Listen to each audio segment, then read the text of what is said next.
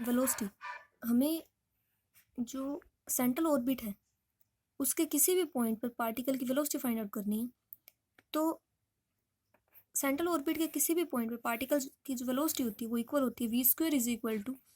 h² into u² plus du over d theta का square.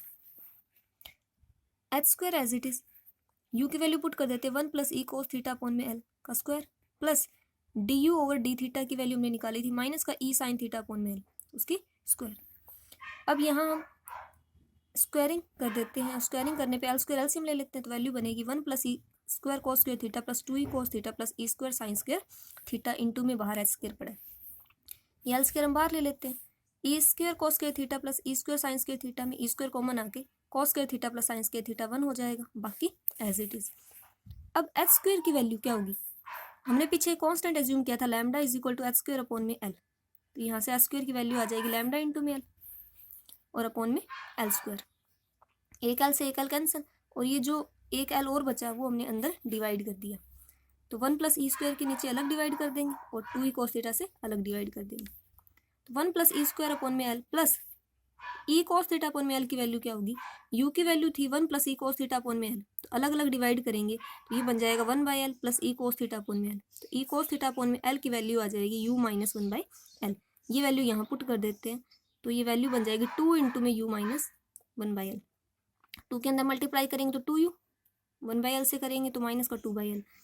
अब 1 plus e square upon में l minus 2/l, यहाँ से LCM लेके सोल्व करेंगे तो वैल्यू बचेगी ऊपर ई स्क्वायर माइनस 1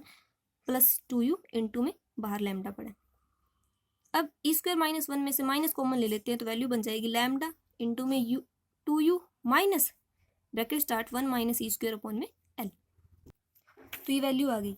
एलिप्स के लिए जो सेमी लेटस रेक्टम की जो लेंथ होती है वो इक्वल होती है b² बाई ए की, और उसकी सेंट्रिसिटी हम निकाल सकते हैं इस फॉर्मूले से 1 minus E square is equal to b² by A square, जहाँ b होती है सेमी